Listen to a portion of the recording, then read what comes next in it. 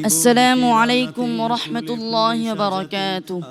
وعليكم السلام ورحمة الله وبركاته. أعوذ بالله من الشيطان الرجيم. بسم الله الرحمن الرحيم. قل للمؤمنين يغضوا من أبصارهم. أعوذ بالله من الشيطان الرجيم. بسم الله الرحمن الرحيم. قل للمؤمنين يغضوا من أبصارهم ويحفظوا فروجهم ذلك أزكى لهم إن الله خبير بما يصنعون. وقل للمؤمنات يغضضن من أبصارهن ويحفظن فروجهن ولا يبدين زينتهن إلا ما ظهر منها ولا يبدين زينتهن إلا ما ظهر منها وليضربن بخمرهن على جيوبهن ولا يبدين زينتهن إلا لبعولتهن أو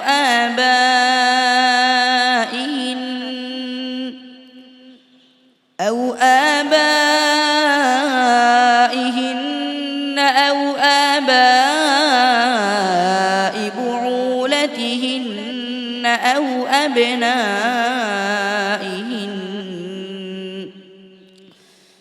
أو أبناء بعولتهن أو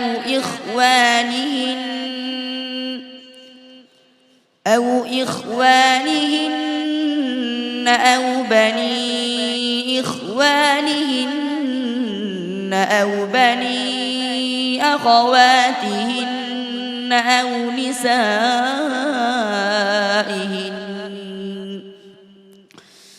أو نسائهن أو ما ملكت أيمانهن أو التابعين غير أولي الإربة من الرجال أو الطفل الذين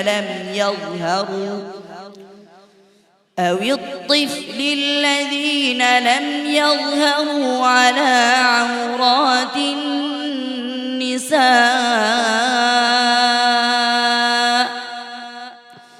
ولا يضربن بأرجلهن ليعلم ما يخفين من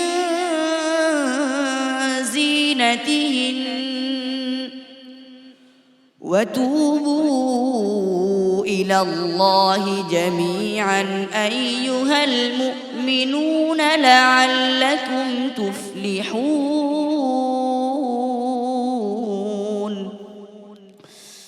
وأنكحوا الأيام منكم والصالحين من عبادكم وإمائكم إن يكونوا فقراء يغنهم الله من فضله والله واسع عليم. حسبك. صدق الله مولانا العظيم وصدق رسوله النبي الكريم.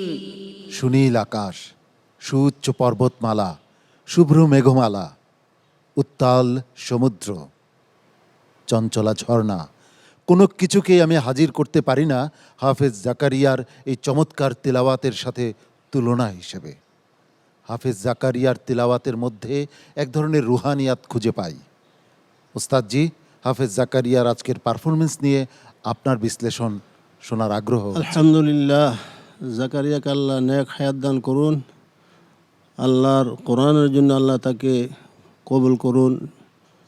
সে যেন এই কোরআনের প্রসারকে এমনিভাবে জাতির সামনে উপস্থাপন করতে পারে, তার জন্য এই দোয়াই রইল। আল্লাহ তাআলা তাকে কবুল ও মঞ্জুর করেন, আমিন। আল্লাহু আকবার, আল্লাহু আকবার। জাকারিয়া, তুমি তেলাওয়াতকে আরও সুন্দর করবে, আল্লাহ রাব্বুল আলামিন তোমাকে আরও বড় করুক। মোহতারাম আবু ইউসুফ। অনেক অনেক মোবারকবাদ জাকারিয়া, এগিয়ে যাও, অনেক অনেক শুভকামনা তোমার জন্য। মোহতারাম শেখ আহমেদ হাসান। তোমার জন্য অসংখ্য দোয়া, ভালোবাসা রইল, আরও তুমি এগিয়ে যাওয়ার তৌফিক আল্লাহ পাক রব্বুল আলামিন দান করুক, আমিন।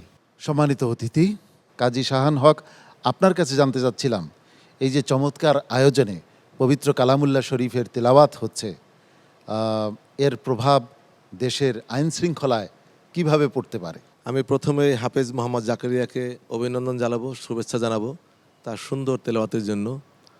হ্যাঁ, আপনি আসলে চমৎকার কথা বলেছেন, চমৎকারভাবে বলেছেন যে আইন শৃঙ্খলা রক্ষায় ধর্মীয় শিক্ষা অত্যন্ত গুরুত্বপূর্ণ।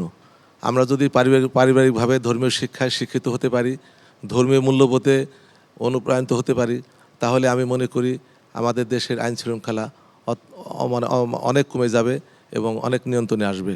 স্যাভয়ের ডিরেক্টর জনাব হাসিব আহমদ, আপনার কাছে আমার প্রশ্ন, সেভয় এই অনুষ্ঠানের কো স্পন্সর হিসেবে রয়েছে, আপনারা এর সাথে যুক্ত কেন হলেন, একটু আপনার অনুভূতি শুনতে চাচ্ছি। ইনশাল্লাহ আরও হাফিজ এবং কোরআন তেলাওয়াত এবং আমার ইসলামের সাথে সম্পৃক্ত হওয়ার আমাদেরকে আরও সুযোগ করে দিবে। যেমন এখানে বসে একটা জিনিস খুব কষ্ট পাই যে আমরা এই সুযোগটা কখনোই বুঝি নাই যে ইসলামে এবং কোরআনের তেলাওয়াতের সাথে ছোটোবেলার থেকে যদি সম্পৃক্ত থাকতাম, এই সুযোগটা পেলে আমরা কতটুকু জীবনে উন্নতি করতে পারতাম এবং পারিবারিক জীবনেও কতটা সাফল্য লাভ করতে পারতাম।